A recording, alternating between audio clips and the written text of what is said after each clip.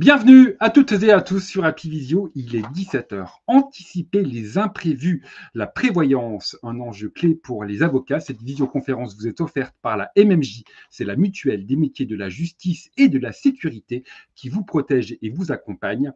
Entre autres, les ministères de la justice depuis près de 80 ans. Bonsoir à vous trois, mesdames. Il y a Patricia Détourbet, directrice développement à la MMJ. Bonsoir Patricia. Bonsoir. Également avec nous au milieu, c'est Élise Debiès, avocate au barreau de Paris et ancienne directrice de l'Institut des hautes études de protection sociale. Bonsoir à vous, Élise. Et puis, on a Bonsoir. également Julie Cassagne, chargée de développement et animation, prévoyance, partenariat et réseau chez MetLife.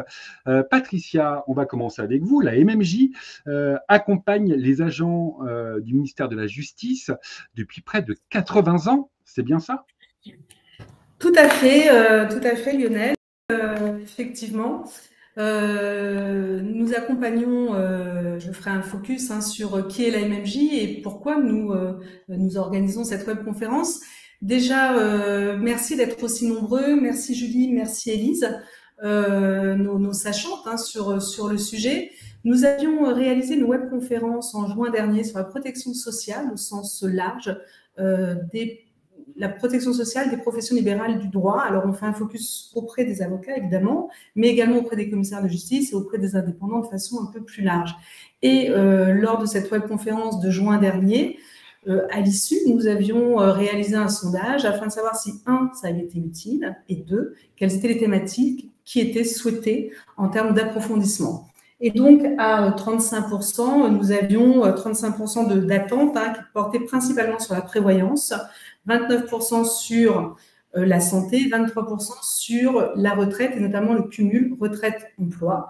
Et donc, nous repartons pour un nouveau cycle de 3 conférences. Donc, aujourd'hui, nous allons développer la prévoyance de façon très approfondie. Très approfondie en 1 heure, évidemment. On est là pour apporter un éclairage, des interrogations. Je vais revenir sur les objectifs de cette webconférence. Quelques mots pour ceux qui ne connaissent pas la MMJ. La MMJ, on existe effectivement depuis 80 ans, dédiée historiquement à la couverture de l'ensemble des agents du ministère de la Justice. Nous couvrons 70% des agents, 103 000 personnes protégées. En termes de collecte, de chiffre d'affaires, c'est 84 millions de chiffre d'affaires.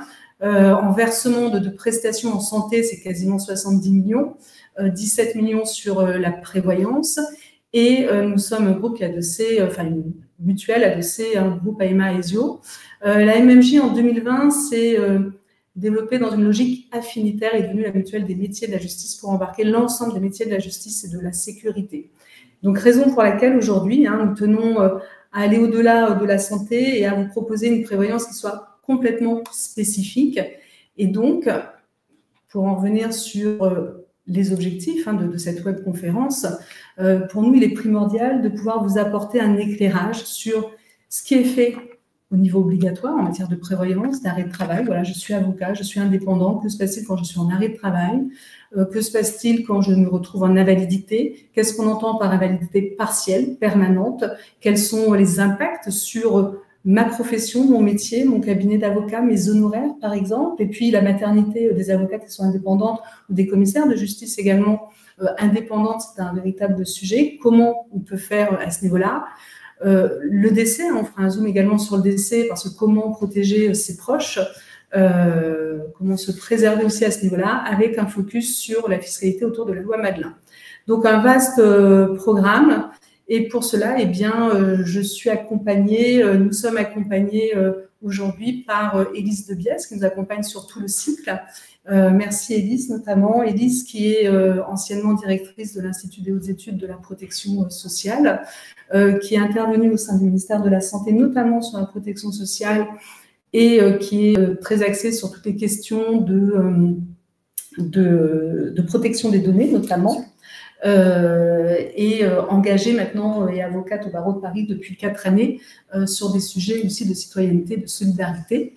Merci encore Élise pour votre accompagnement sur cette webconférence. Et puis en partenariat, la MMJ est en partenariat avec MetLife à travers Julie Cassagne, que je vais laisser présenter MetLife.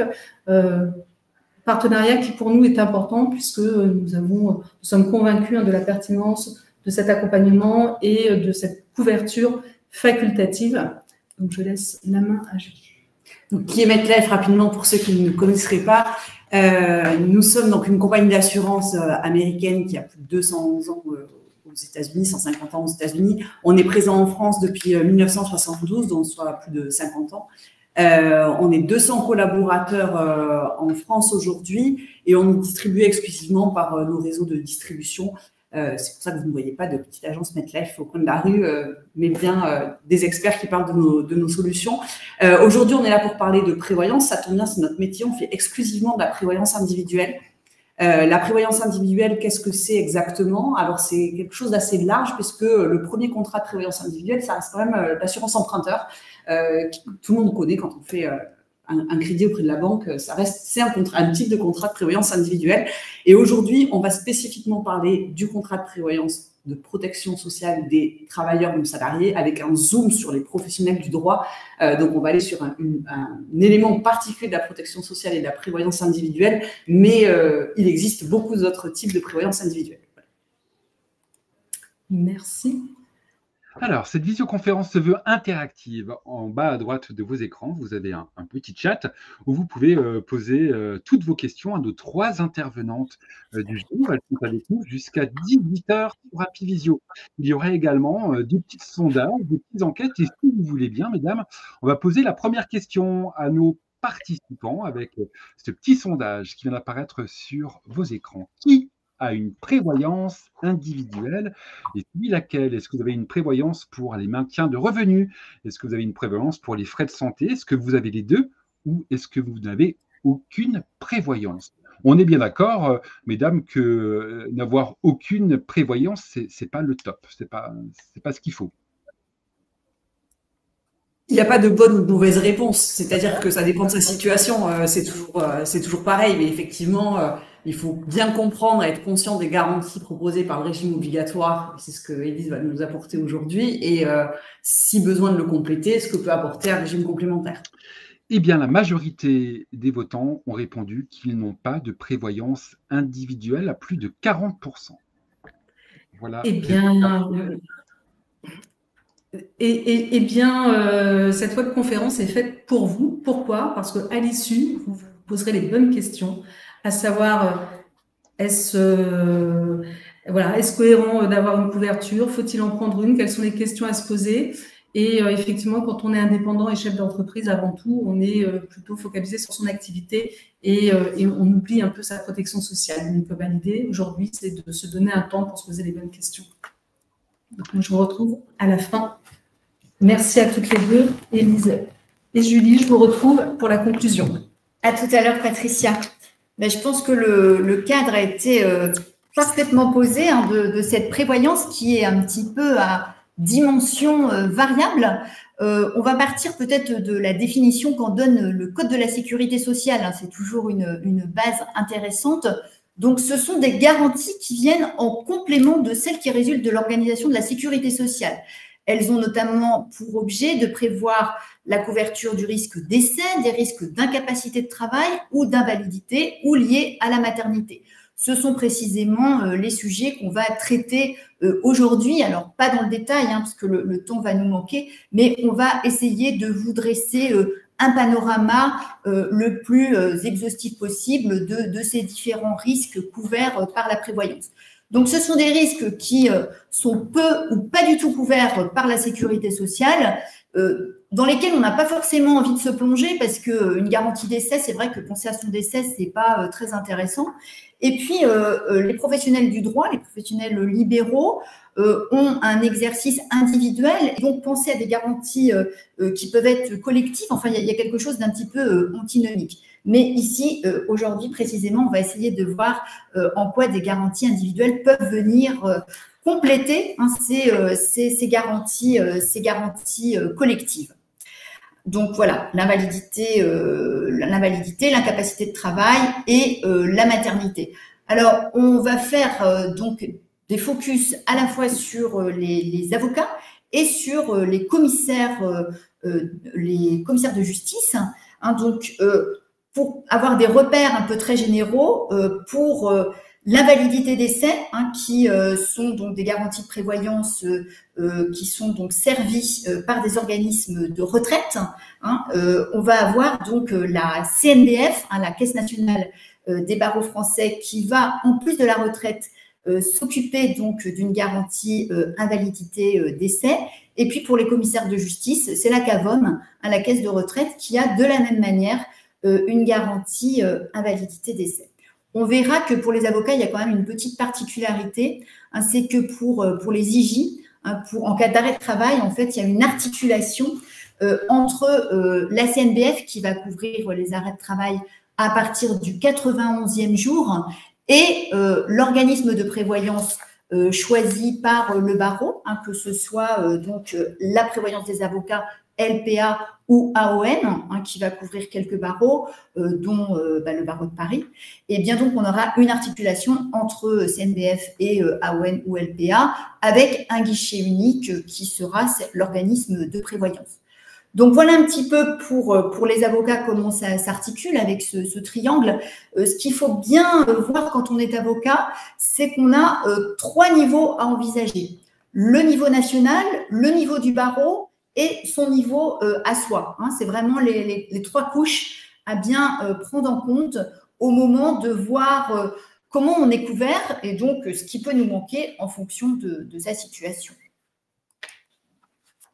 Alors, passons donc à l'incapacité temporaire de travail. Donc là, nous sommes sur une maladie ou un accident de travail.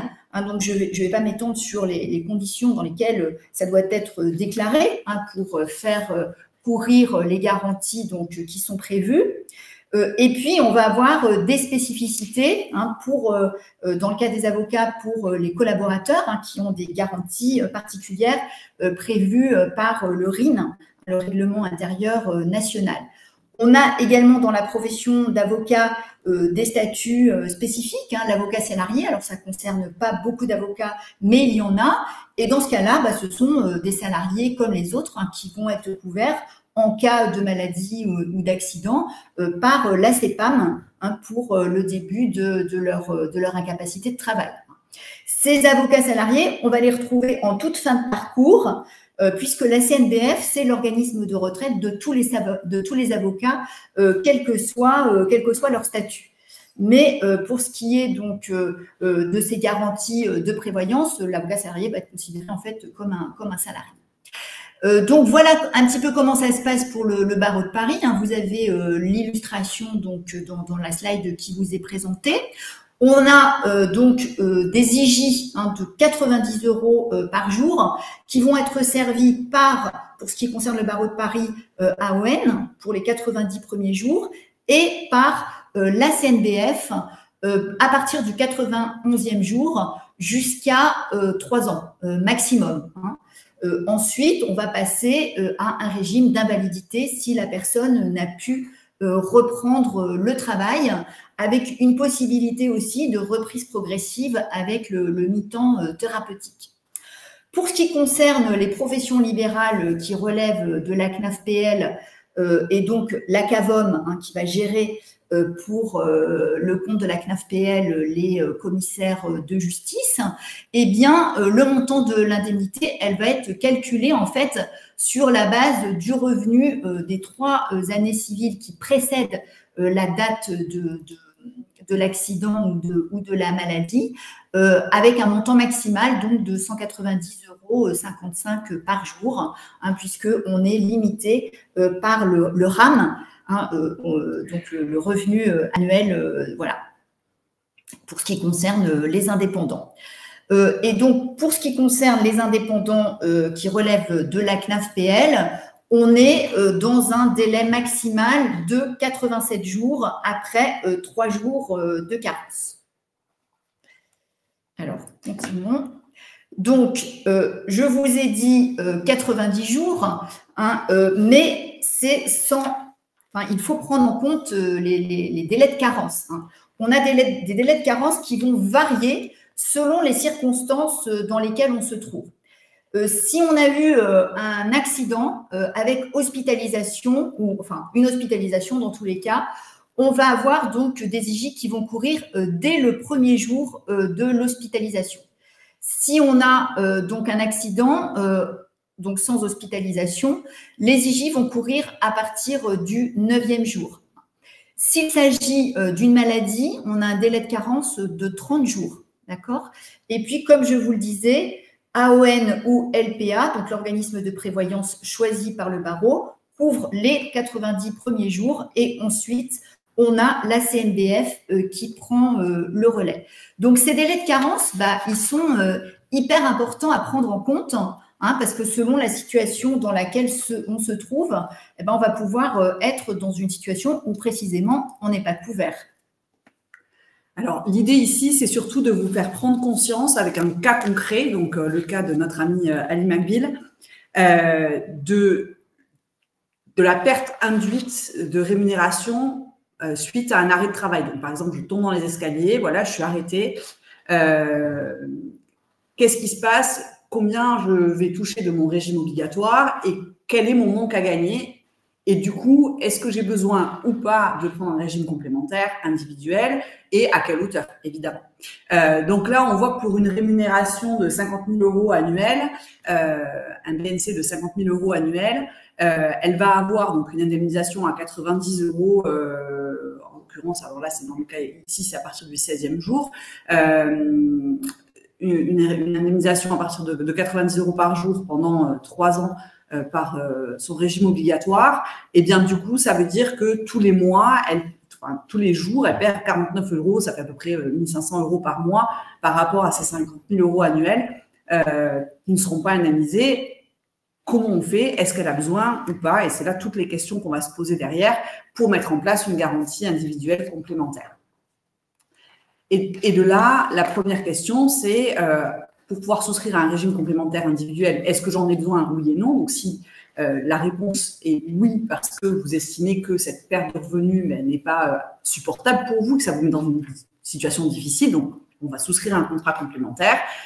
De quel niveau? De sorte à venir compléter mon revenu versé par le régime obligatoire à hauteur de ces 1 500 € par mois qui vont être manquants.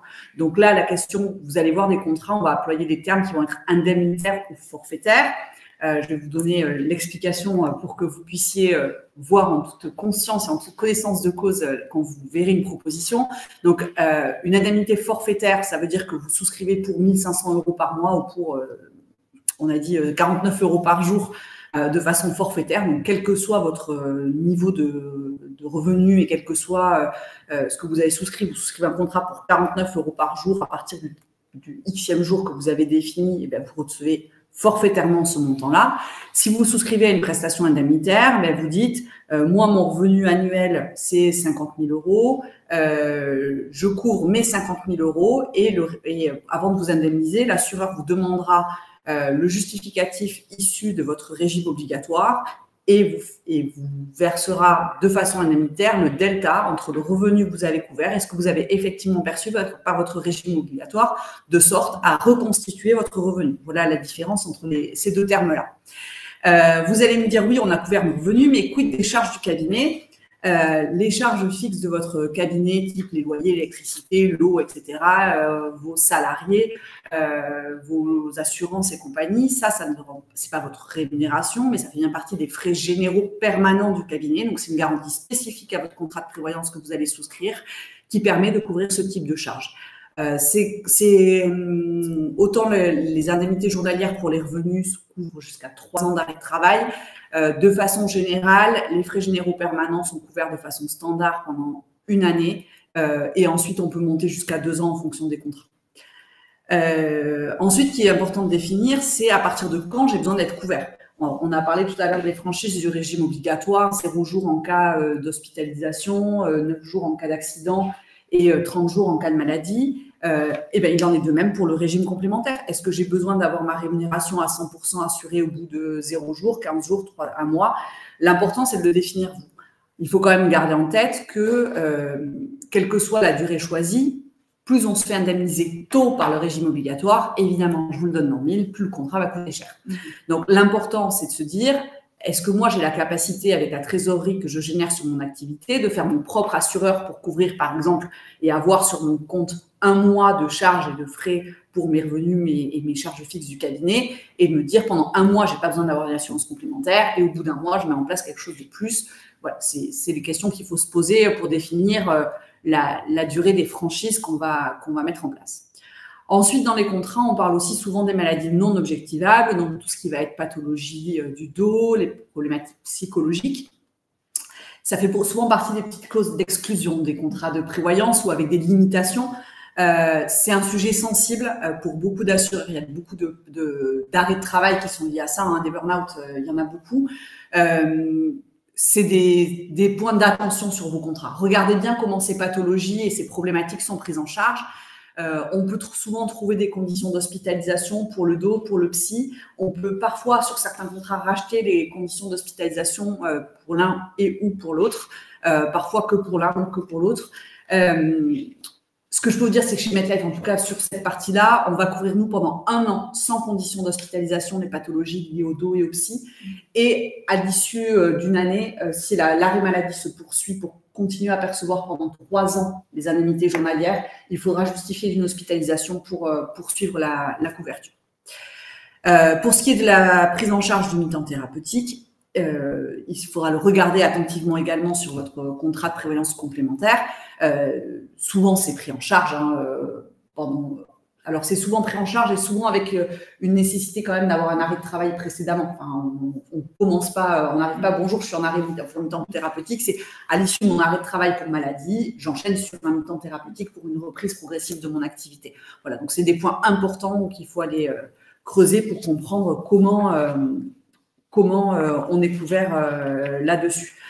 Pour le mi-temps thérapeutique, d'ailleurs, c'est un peu spécifique aussi sur le niveau du régime obligatoire. Élise, il me semble qu'on faisait un petit focus sur ce sujet-là. Oui, absolument. On faisait un petit focus sur le mi-temps thérapeutique pour les avocats, puisqu'il y a une garantie qui existe, prévue pour les avocats spécifiquement, donc avec la possibilité donc, de reprendre progressivement son activité en s'arrêtant 15 jours par mois, avec une indemnité de 38 € par jour dans la limite de 3 ans, hein, ou jusqu'à la retraite, voilà, ou bien jusqu'aux 70 ans de l'avocat. Hein, ce sont des causes en fait hein, de fin des IJ et donc de fin de ces IJ particulières liées au mi-temps thérapeutique. Hein, l'avocat arrive à 70 ans, on ne peut plus les toucher. L'avocat arrive à la retraite, c'est pareil, donc il va passer en retraite.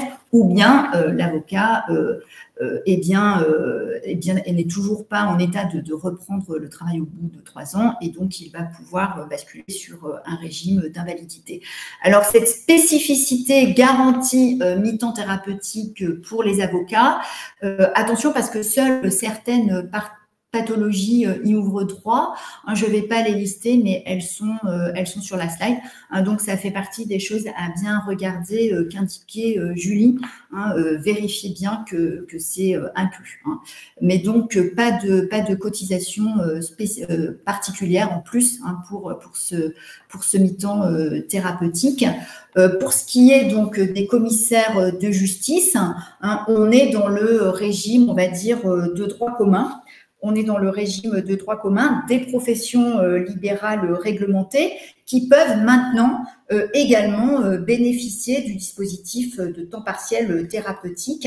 Elle s'applique, hein, ce dispositif s'applique aux maladies qui sont reconnues comme nécessitant une reprise à temps partiel pour motif thérapeutique. Et l'indemnisation, eh bien, elle est égale à 50% de l'indemnité à temps complet. Au-delà de 90 jours, ça va être réservé aux affections longue durée. Hein, ça va être réservé aux affections longue durée des professions libérales des professions libérales qui relèvent du régime général pour la retraite. Hein. Mais c'est vrai qu'il y a eu quand même énormément on a fait énormément de progrès hein, sur la prévoyance des professions libérales hein, qui étaient jusque-là très, très mal couvertes. Mais effectivement, comme le disait Julie, hein, il faut bien vérifier que vous rentrez dans les conditions propres au contrat ou à la couverture instaurée de manière obligatoire. On va rentrer sur le sujet qui, à mon sens, est le sujet le plus important d'un contrat de prévoyance, qui est l'invalidité. Pourquoi c'est pour moi le sujet le plus important? Quand on a un arrêt de travail pour une maladie, j'ai envie de dire, de courte durée, au pire des cas, on se retrouve dans une situation financière compliquée pendant quelques mois. Le banquier n'est pas très content, mais c'est temporaire, on reprend le boulot. Le vrai pépin, c'est j'ai un accident ou j'ai une pathologie qui fait que je me retrouve dans une situation où je ne peux plus reprendre mon activité professionnelle. Ça s'appelle l'invalidité et pour moi, c'est ce risque-là qui est le risque le plus lourd à venir couvrir. On vous a remis ici la définition d'invalidité au sens de la sécurité sociale, qui est la définition générique. Toutefois, je voudrais faire un zoom sur la définition qui est portée par les assureurs sur l'invalidité. Donc, vous la retrouverez spécifiquement chacun dans vos contrats de prévoyance si vous en avez. Et en tout cas, soyez attentifs à la définition. Donc, je vais vous redonner celle que nous, on a, puisque c'est celle que j'ai à ma connaissance aujourd'hui. Donc, c'est l'impossibilité permanente, totale et définitive d'exercer son activité professionnelle qui procure gain ou profit. Donc, l'important là, c'est de comprendre qu'on ne vous interdit pas de travailler. On ne vous dit pas que si vous reprenez une activité professionnelle, vous n'êtes plus en invalidité. On vous dit c'est votre incapacité à exercer votre profession. À savoir que si demain vous vous arrêtez, vous êtes avocat, vous arrêtez d'être avocat pour X raisons, je ne sais pas, vous avez une pathologie, un cancer de la gorge qui vous empêche de pouvoir plaider, vous ne pouvez plus parler, donc vous ne pouvez plus exercer votre métier de la même façon qu'avant. Et bien là, vous êtes en invalidité permanente totale si c'est déterminé comme ça. Mais en tout cas, c'est votre métier et ça, c'est un point clé, c'est l'incapacité d'exercer votre activité professionnelle. Ensuite, dans les termes importants que vous allez retrouver dans les contrats de prévoyance, vous allez retrouver la partie invalidité fonctionnelle, invalidité professionnelle. Donc, l'invalidité fonctionnelle, je n'insisterai pas trop dessus, mais je vais quand même vous en parler rapidement. C'est juste c'est une invalidité qui est une invalidité de droit commun, en fait, qui est basée sur un barème indicatif des invalidités. Donc, c'est de l'invalidité standard, mais pour les professions du droit, dans la plupart des contrats de prévoyance individuelle du marché aujourd'hui, vous pouvez bénéficier pour la détermination de votre niveau d'invalidité de ce qu'on appelle de l'invalidité professionnelle. Ça veut dire qu'on va prendre en compte exclusivement la capacité à exercer votre métier en tenant en compte la façon dont vous exerciez antérieurement votre métier. Je m'explique, si demain vous êtes avocat mais que vous ne faites aucun plaidoyer, vous avez juste besoin d'écrire, vous ne parlez jamais à personne, la conséquence de ne plus pouvoir parler, ce ne sera pas la même que pour quelqu'un qui ne fait jamais un seul rapport parce qu'il a des salariés qui le font pour lui et qui, lui, va juste faire de la représentation et discuter et parler, échanger. Ce n'est pas les mêmes conséquences. Donc, on va venir mesurer la façon dont vous exerciez votre métier avant et vous dire, voilà, comment vous allez pouvoir continuer à travailler. Est-ce que vous avez encore des possibilités d'exercer votre profession? Comment, etc. Donc, c'est ça qu'on va venir mesurer sur l'invalidité professionnelle. Et il est important, évidemment, d'avoir un contrat le plus courant possible. Donc, vous pensez bien que si on mesure votre incapacité fonctionnelle, si vous ne pouvez plus parler, ça ne vous empêche pas ni de manger, ni de respirer, ni de dormir. Par contre, ça vous empêche à 100% de faire votre métier. Donc, c'est ça qu'il faut aller chercher et c'est ces points-là sur lesquels il faut être très attentif sur des contrats de prévoyance. C'est ces définitions-là qui sont très importantes. Et ensuite, les seuils d'intervention, pour l'invalidité totale, les contrats de prévoyance complémentaire individuels vont vous dire qu'à partir de 66% d'invalidité, vous êtes reconnu à invalidité 100%, vous touchez 100% de la rente d'invalidité.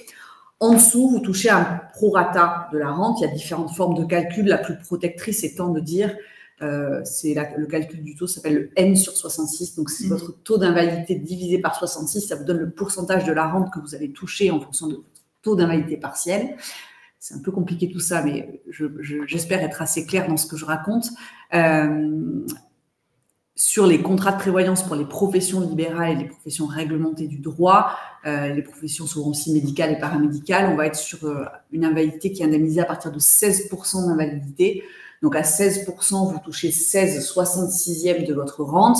À 33%, vous touchez du coup 33/66e, soit 50% de la rente. Voilà, ça vous donne un peu une idée du mode d'indemnisation et ça veut dire que dès une invalidité professionnelle de faible niveau finalement. Enfin, 16%, on ne vous demande pas de vous couper les 2 bras pour être à 16% d'invalidité. Vous commencez déjà à toucher quelque chose et à être indemnisé. Donc, il faut avoir un contrat de prévoyance bien construit avec des définitions qui sont bien données. Voilà.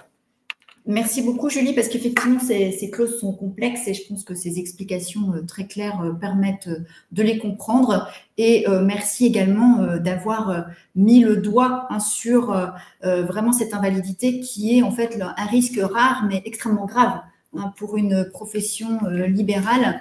Et donc, la nécessité de bien comprendre comment on est couvert et comment fonctionnent ces clauses contractuelles.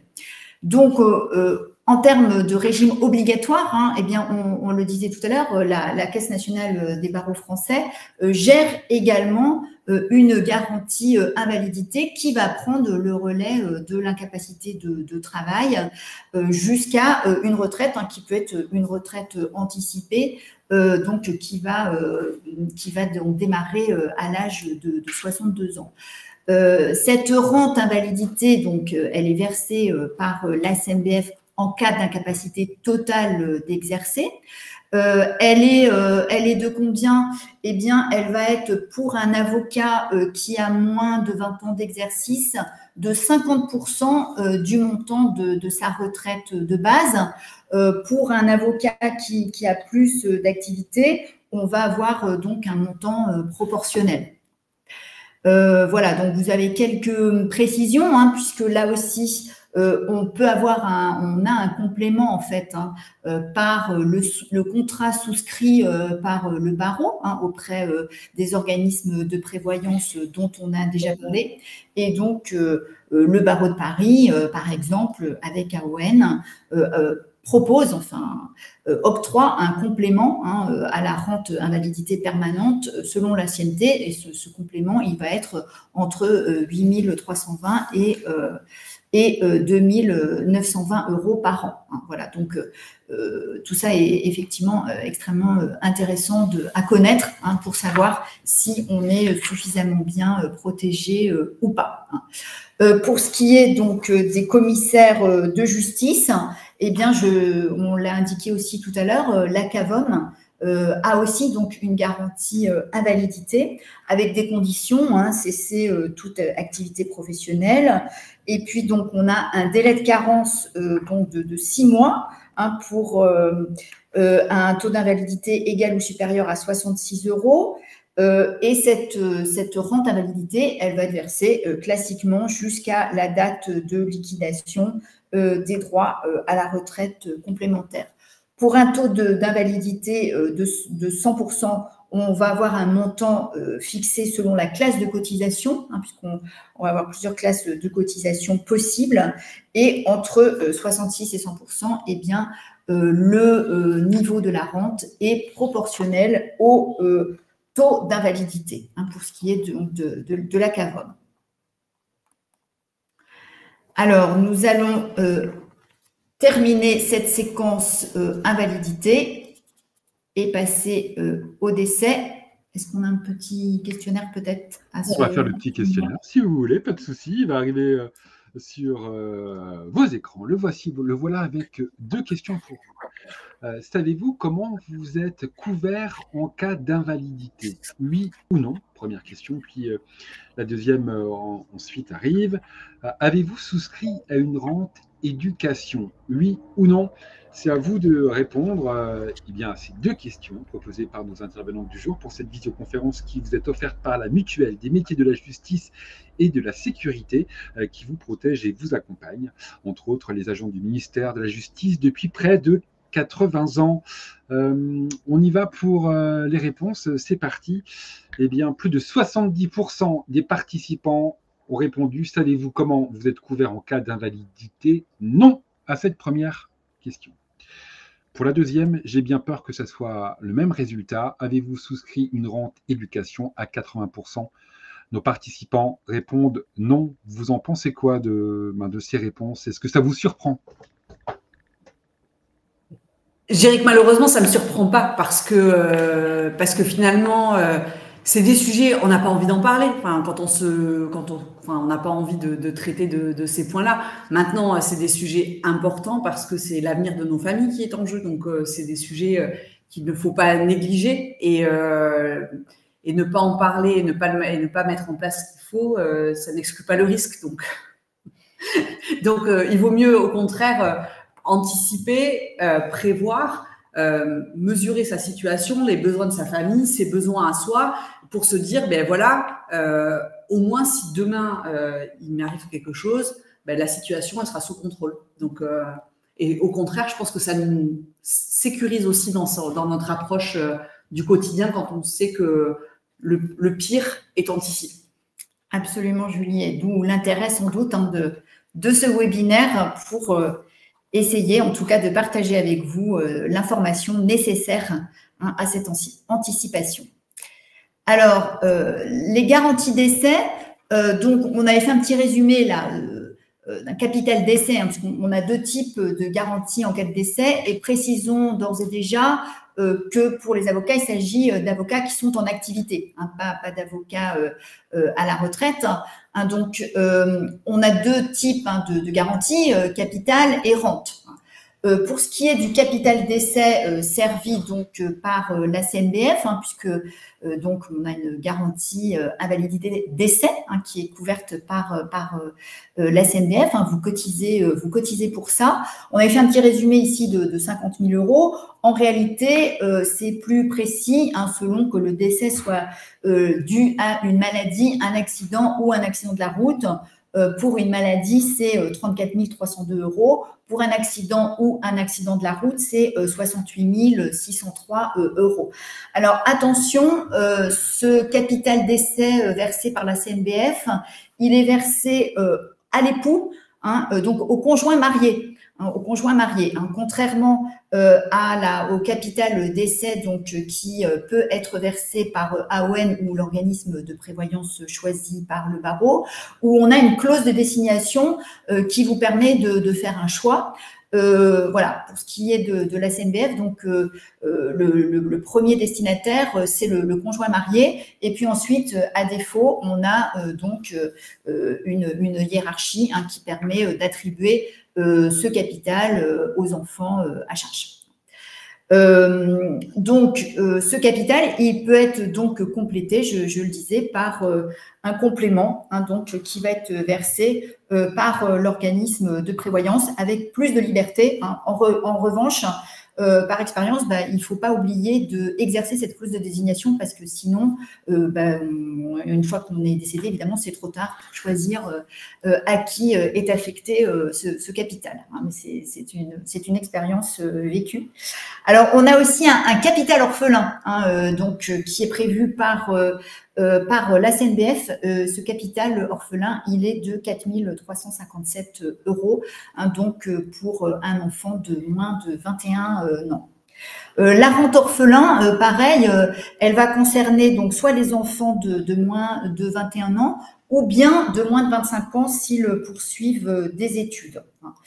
Voilà.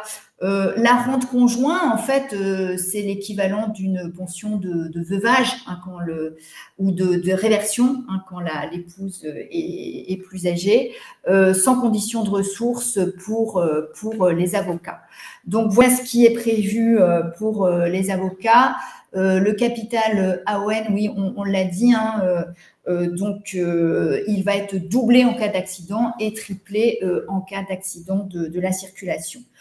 Pour ce qui est donc des commissaires de justice, on va aussi avoir un capital d'essai donc versé par l'ACAVOM qui va varier selon la classe de cotisation. On a aussi une rente conjoint et une rente orphelin dans les mêmes conditions que celles qu'on vient d'indiquer, donc 21 ou 25 ans selon que l'enfant fait ou pas des études. Je vais juste compléter sur le régime complémentaire qu'on peut mettre en place avec les contrats de prévoyance. Évidemment, ces capitaux, c'est pas rien, mais c'est pas non plus, ça permet pas de vivre pendant 15 ans, quoi, ni de payer forcément tous les droits de succession qui peuvent être inhérents à ce genre de situation, surtout en fonction de l'âge de la personne qui décède. Donc, on peut venir compléter tout ça avec évidemment des capitaux d'essai, des contrats de prévoyance. D'ailleurs, souvent dans les contrats de prévoyance, les capitaux d'essai sont la base du contrat. On parle aussi sur cette clause-là dans les contrats de prévoyance individuelle de perte totale et irréversible d'autonomie. Ça veut dire que je me retrouve dans une situation qui nécessite au quotidien l'assistance d'une tierce personne pour faire les gestes de la vie quotidienne. Le capital pourra être débloqué alors pour venir subvenir à mes besoins individuels. Donc, il ne faut pas oublier non plus cette partie-là quand on choisit le niveau de couverture qu'on veut mettre en place. Et en complément des contrats de prévoyance également individuels, on peut venir souscrire effectivement à des rentes éducation ou des rentes conjoints. Sur les rentes éducation, souvent la rente éducation dans les compagnies privées, enfin des contrats individuels qu'on vient mettre en place, sont assujettis à la poursuite d'études des enfants et ils peuvent être versés jusqu'à 25 ans souvent, étant qu'ils sont fiscalement à charge. Voilà pour cette. Oui, merci pour ce complément, effectivement, Julie, extrêmement utile. On passe à la parentalité. Alors, la parentalité, alors là, on passe dans un risque plutôt heureux, hein, mais qui fait partie de la prévoyance et qui est vraiment un motif fort de frein, en fait, hein, dans la vie d'une avocate, hein, puisque jusque récemment, l'avocate libérale mère était très peu couverte par la protection sociale. Ça a changé, hein, puisque maintenant, hein, de la même manière que les garanties de prévoyance qu'on a vues jusqu'à maintenant, on va avoir une articulation entre la sécurité sociale, cette fois, donc la CEPAM, hein, qui va couvrir ce risque maternité, et la prévoyance choisie par le barreau. Hein, mais donc, on va avoir à la fois des primes et des IJ, hein, pour la mère, à condition qu'elle s'arrête. Il y a eu des petites hésitations dans les textes et puis finalement, on a décidé que pour qu'elle ait cette garantie maternité, il fallait qu'elle s'arrête. Hein, en fait, l'idée, c'est de la protéger. Hein, l'idée, c'est de la protéger. Donc, si elle réunit les conditions prévues donc, par l'assurance maladie pour bénéficier donc à la fois de ces allocations forfaitaires de repos maternel et de ces IJ journalières forfaitaires d'interruption d'activité, eh bien, elle va pouvoir toucher ce que prévoit l'assurance maladie. Donc, grosso modo, on va avoir donc la prévoyance du barreau qui va verser plusieurs allocations pour un montant global de 4 432 €. Et on va avoir une indemnité d'interruption d'activité, congé de maternité ou d'adoption, hein, qui va être de 38 € par jour, hein, pour ce qui concerne le barreau de Paris. Et la CEPAM, de son côté, elle va verser 3 925 € en 2 fois, hein, au 7e mois de grossesse et à la naissance. Et sous condition, donc, cette indemnité journalière forfaitaire qui peut aller jusqu'à 64,52 €. En fait, c'est à partir des revenus d'activité de l'avocate sur la base desquels elle a acquitté ses cotisations que va être calculée que vont être calculés ces IJ. Alors, on ne rentre pas dans le détail de l'avocate collaboratrice, mais elle est aussi protégée. Hein. Elle a le droit à un congé maternité de 16 semaines, 6 semaines avant, 10 semaines après la date présumée de l'accouchement, pendant lesquelles, hein, pendant ce congé, eh bien, sa rétrocession d'honoraires, elle va être maintenue par le cabinet sous déduction des prestations du régime de prévoyance du barreau et des prestations versées par la CEPAM. Voilà, donc en essayant de résumer, et on a un petit tableau là qui nous résume ces différentes IJ et primes versées donc à la fois par la CEPAM et par votre organisme de prévoyance. Rien à dire à ce titre-là, Julie, peut-être? Non, sur la partie maternité. Alors, à ma connaissance, encore une fois, alors j'ai pas la prétention de connaître tous les contrats de prévoyance de toutes les compagnies du marché, mais ceux à ma connaissance, il y a pas on prend en charge souvent dans les contrats de prévoyance la partie pathologique un congé maternité pathologique, un arrêt pathologique parce qu'il y a une maladie. La maternité n'étant pas un risque aléatoire, puisqu'on choisit logiquement de mettre en route un enfant, les compagnies d'assurance n'interviennent pas dans la couverture de ce risque, qui est pas vraiment un risque, cet événement, dirons-nous plutôt événement de la vie. Exactement, un risque bien particulier, mais que la sécurité sociale et la prévoyance collective couvrent. Alors, effectivement, la durée du congé maternité, elle va varier selon la situation de la mère, selon que ce soit son premier ou deuxième enfant, donc 16 semaines, on le disait. Si c'est son troisième enfant, elle a droit à 26 semaines. Si ce sont des jumeaux, 34 semaines. Et si ce sont des triplés, 46 semaines. Ça, c'est tout statut confondu, que l'avocate soit en exercice libéral, qu'elle soit collaboratrice, qu'elle soit même salariée. Alors, les pères ne sont pas oubliés. Globalement, l'avocat, il va avoir droit à un congé de paternité de 28 jours, éventuellement fractionné sur 6 mois, et qui va être rémunéré sous déduction des prestations servies par la prévoyance du barreau. L'avocat indépendant, il va percevoir 25 € par jour, soit 700 € sur 28 jours. Et on a aussi, sous condition, une indemnité journalière forfaitaire d'interruption d'activité. Pour ce qui est des commissaires de justice, eh bien, on va avoir de la même manière la possibilité d'avoir une indemnité paternité, une indemnité journalière paternité, alors que je n'ai pas indiqué ici.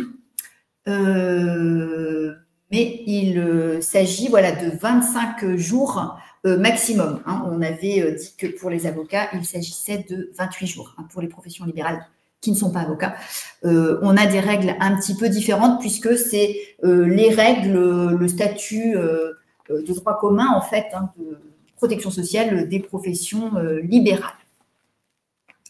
On a d'autres congés, l'accueil de l'enfant hospitalisé, le congé parental d'éducation et même le deuil parental. Je ne sais pas si j'ai dit que pour ce qui concernait la maternité, on avait les mêmes règles pour l'adoption d'un enfant de moins de 5 ans. C'est important aussi de le prendre en compte.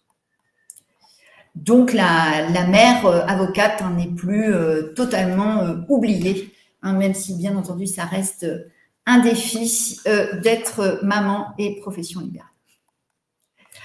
Alors, un point important, ce sont les déductions de ces cotisations.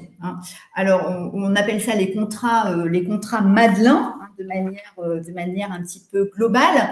D'une part, il faut d'abord prendre en compte des situations différentes qui peuvent exister. Quand on est micro-entrepreneur, et on peut être micro-entrepreneur quand on est avocat, c'est un chiffre d'affaires qui est inférieur ou égal à 77 700 €, eh bien, on va avoir un abattement forfaitaire des frais. Donc, dans ce cas-là, eh bien, effectivement, la loi Madelin ne permet aucune déduction supplémentaire. Donc ça, il faut bien l'avoir en tête. Quand on est au régime réel, là, effectivement, les déductions, les cotisations vont être déductibles du BNC, donc le bénéfice non commercial imposable, dans une limite qui dépend du montant de ce bénéfice. Alors, pour ce qui est de la complémentaire santé, donc on n'en parle pas aujourd'hui, mais donc vous savez que Madelin s'applique à la fois à la complémentaire santé et donc aux prévoyances dont on parle aujourd'hui, en tout cas l'incapacité temporaire d'activité et la rente d'invalidité. Eh bien, pour ce qui est de la complémentaire santé, on a globalement intérêt quand c'est possible, parce que le contrat santé doit remplir certaines conditions, hein, ce doit être un contrat responsable, et puis il faut avoir payé ses cotisations. Hein, c'est une des conditions pour entrer dans le cadre de cette loi Madelin, donc de cette défiscalisation. Donc, dans la mesure du possible, pour les contrats santé, oui, il faut déduire la cotisation, puisque les remboursements ne sont, dans tous les cas, pas imposables. Attention, est déductible la cotisation de l'avocat libéral, mais aussi de ses ayants droit sociaux, hein, donc les enfants qui sont inscrits sur sa sécurité sociale. Hein. Donc voilà pour la complémentaire santé, dont on parlera plus lors de la prochaine webconférence, mais donc pour que vous ayez une vision un peu globale de ces défiscalisations. Attention aussi, les cotisations qui sont versées dans le cadre d'un régime obligatoire d'assurance vieillesse ou d'invalidité décès constituent dans tous les cas une charge déductible du revenu professionnel. Hein. Donc là, il n'y a pas de question à se poser, c'est déductible. Donc cette loi Madelin, en revanche, on peut être dans Madelin, on peut être hors Madelin pour ce qui est de l'incapacité temporaire d'activité et pour ce qui est de la rente d'invalidité. Alors Julie va revenir hein, donc sur la condition du respect des plafonds. Qu'on peut retenir à ce stade hein, de présentation très globale du dispositif Madelin, c'est que dans tous les cas, donc on reste soumis à la CSG, mais quand on est hors Madelin, donc les indemnités ne vont pas être imposables, et quand on est dans Madelin, donc on va être, les indemnités deviennent du chiffre d'affaires et donc elles sont assujetties à charges sociales et impôts. Hein. Donc ce qu'il faut bien voir pour avancer sur ce dispositif Madelin, c'est différencier les cotisations d'une part et les indemnités versées d'autre part. Et je passe la parole à Julie pour ce faire. Tout à fait. On voulait finir sur ce point-là avec un petit exemple chiffré et 2-3 données mathématiques pour parler chiffres et que ça vous donne une idée de la valeur de ce qu'on dit, parce qu'on parle de plafond, de pourcentage du PASS, du plafond annuel de la sécurité sociale, etc. Donc, pour le plafond de déduction, il représente donc 3,75% du revenu professionnel, augmenté de 7% du plafond annuel de la sécurité sociale, le tout limité à 3% de 8 PASS. Donc, le PASS en 2025, c'est 47 100 euros. Et donc, le plafond maximum de déduction pour 2025 pour la prévoyance partie revenus et des cotisations santé est au global pour les travailleurs indépendants en fonction de leur rémunération. Au global, le plafond max, c'est 11 304 euros.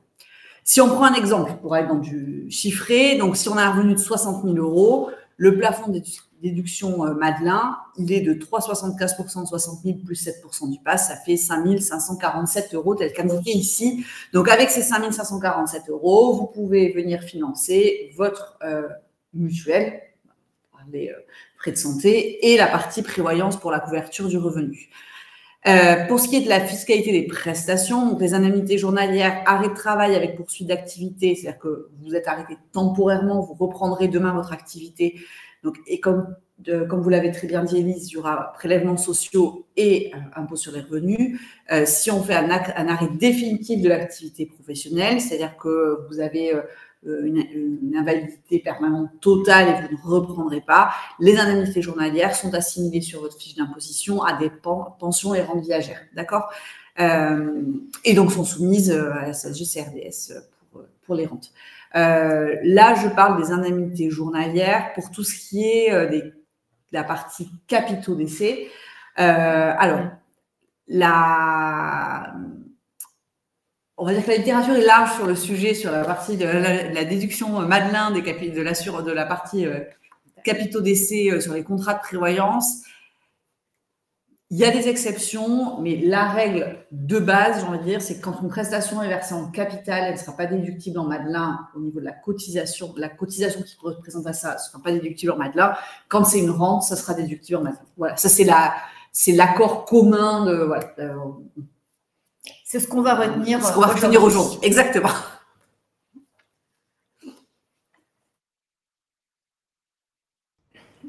Alors, Nous Avec arrivons. Élise Debiès, avocate au barreau de Paris, ancienne directrice de l'Institut des hautes études de protection sociale, et Julie Cassagne, chargée de développement et animation, prévoyance, partenariat et réseau MetLife. Vous restez avec nous, des questions sont arrivées pour vous dans le chat, mais nous retrouvons à présent Patricia de Tourbet, directrice développement à la MMJ. Patricia, avec un rendez-vous à venir à ne pas manquer.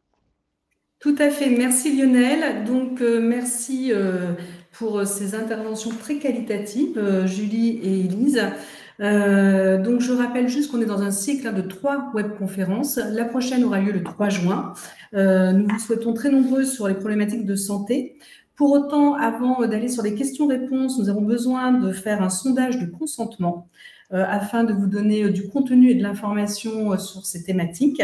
Nous souhaitons savoir si vous êtes d'accord pour nous communiquer votre nom, prénom et votre email ou téléphone. Alors, sur vos écrans, il y a un petit sondage qui vient d'apparaître. Vous cliquez oui ou vous cliquez non. Acceptez-vous que vos données personnelles soient transmises à l'organisme qui est à l'initiative de cette visioconférence, à savoir la MMJ, la Mutuelle des métiers de la justice et de la sécurité. Et puis, à la fin de cette visioconférence, pendant le petit sondage de fin, petit sondage de satisfaction, je vous mettrai le petit lien pour directement vous inscrire au rendez-vous du 3 juin à 17h. Professionnels de justice, assurez votre santé, de la prévention aux soins essentiels, avec Élise Debiès qui sera avec nous, avocate au barreau de Paris. Nous avons eu la chance d'être avec elle pendant quasiment 1 heure sur Apivisio. Merci à toutes et à tous d'avoir répondu à ce petit sondage de consentement. Des questions sont arrivées pour vous dans le chat. On va faire un petit tour. Alors, la première question: une prévoyance individuelle, savez-vous combien elle coûte en moyenne? Qui veut répondre à cette question? Je vais prendre le point, mais la prévoyance individuelle, il n'y a pas vraiment de moyenne, puisqu'en fait, une prévoyance individuelle, la tarification de la prévoyance individuelle va dépendre du revenu que vous souhaitez assurer, de l'âge au moment de la souscription, de votre situation familiale, de votre activité professionnelle, des franchises que vous souhaitez mettre en place, de votre vie perso, des activités sportives que vous pouvez faire, de votre état de santé. Il y a tellement de paramètres que quelque part je pourrais vous dire 3, ça serait, voilà, il n'y a pas un prix moyen, mais en tout cas, à chaque fois, ça dépend de plein de paramètres. Et ce que je vous recommande surtout, c'est de consulter éventuellement différents partenaires pour avoir une des tarifs avec plusieurs devis. D'une part, de faire un comparatif, mais également de rechallenger finalement quand on s'en couvre, ce qui n'est pas le cas aujourd'hui de nos auditeurs, mais quand on a une couverture prévoyance individuelle, de penser peut-être tous les 3 ans, 5 ans, à se reposer la question entre le moment où j'ai des enfants qui sont en bas âge et le moment où j'ai des enfants qui sont dans les études supérieures. Enfin, voilà, les besoins sont différents et c'est important de reposer, de réfléchir à nouveau à comment je dois préserver et couvrir ma famille. Beaucoup de commentaires et de réactions dans le chat concernant la durée des franchises. Et quelle est votre préconisation sur cette durée?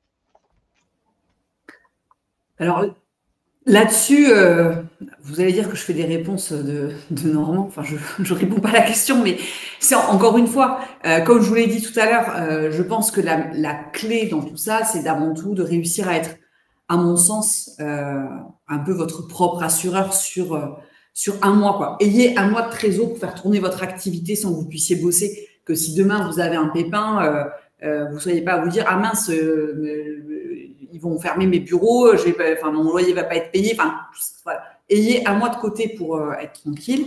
Et derrière, 30 jours, je pense que c'est bien au moins pour la maladie. Après, qu'on aille sur du plus court pour la maladie, pour l'hospitalisation ou l'accident, c'est pas choquant, hein. Clairement, on peut aller sur du 3 jours ou du 0 jour en cas d'hospi ou en cas d'accident. Mais